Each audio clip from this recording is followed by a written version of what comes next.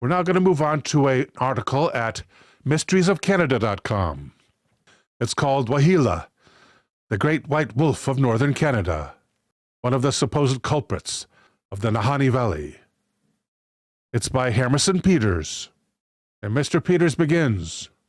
On May 16, 2018, a Montanan rancher shot and killed a strange wolf-like creature on his property. According to Montana Fish, Wildlife and Parks officials, quote, the animal came within several hundred yards of the rancher's livestock. He shot it and reported it, as required by law.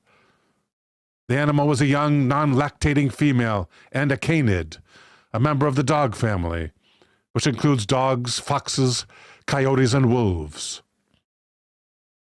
The animal originally was reported as a wolf, but several park specialists looked at photos of the animal and collectively doubted it was a purebred wolf. The canine teeth were too short, the front paws too small, and the claws on the front paw were too long.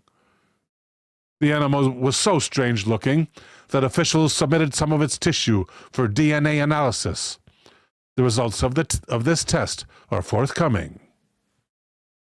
The Waheela is said to hail from the watershed of the South Nahanni River in Canada's Northwest Territories, a rugged national park and mecca for extreme outdoor adventurers.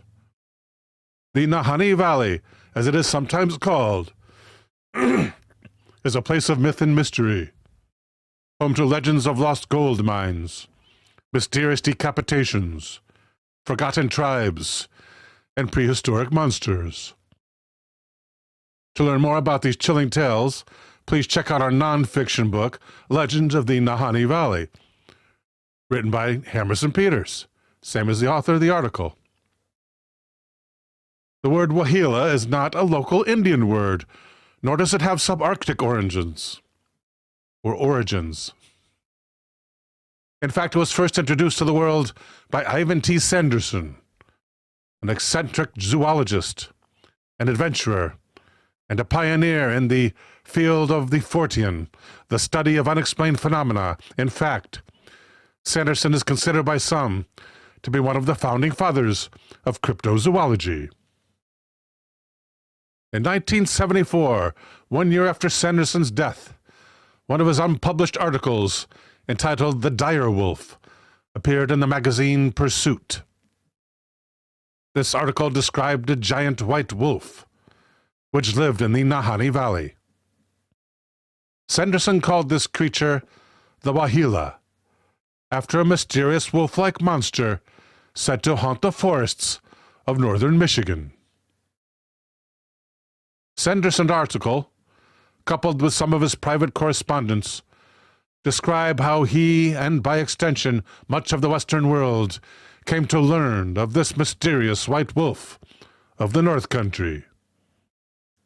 Back in the mid-1960s, Sanderson was approached by a young mechanic from Philadelphia named Frank Graves.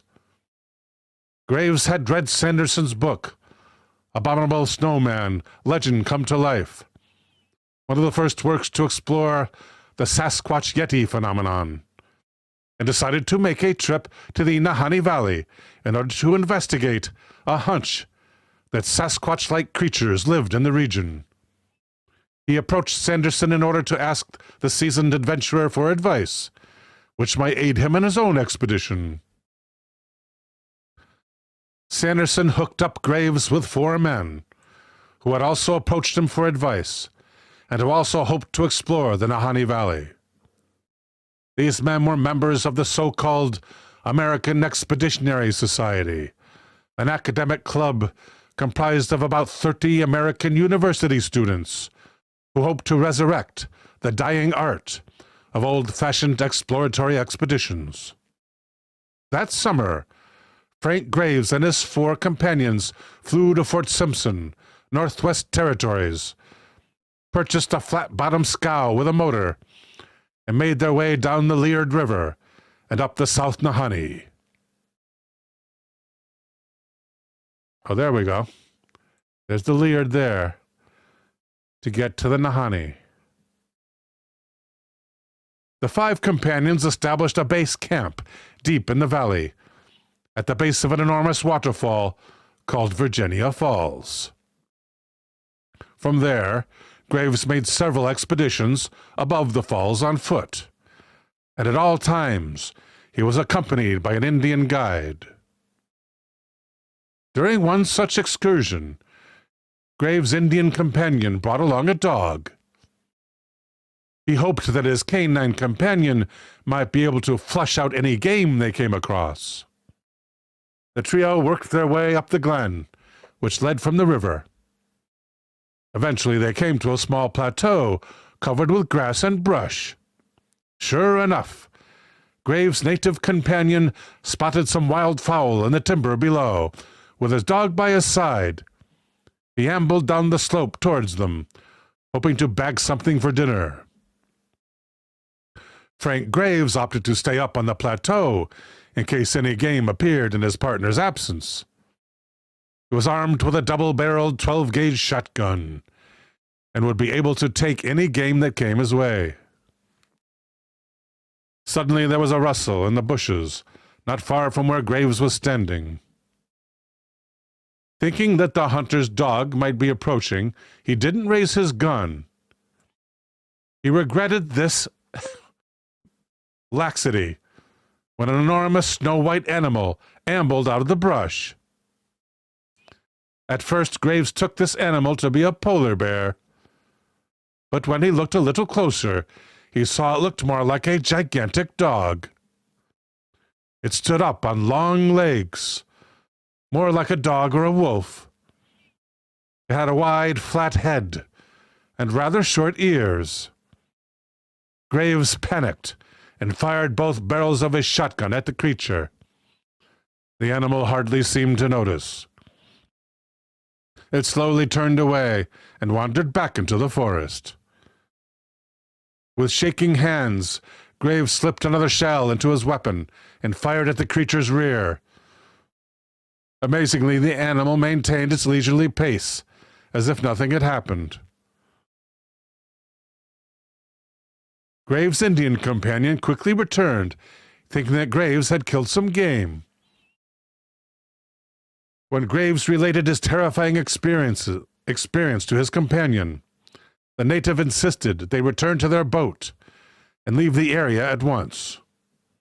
Only when they reached the safety of their base camp, downriver, did the native explain that the animal Graves encountered was not an extremely large wolf, but rather another animal entirely. These were solitary creatures, not pack animals like gray wolves. They were much larger than wolves, had splayed feet, and thick, heavy tails. These beasts, the Indians said, were quite rare. Most of them lived further to the north. Some of them made annual trips into the Mackenzie Mountains, of which the Nahanni Valley is a part. And a few stayed in the Nahanni Valley all year round.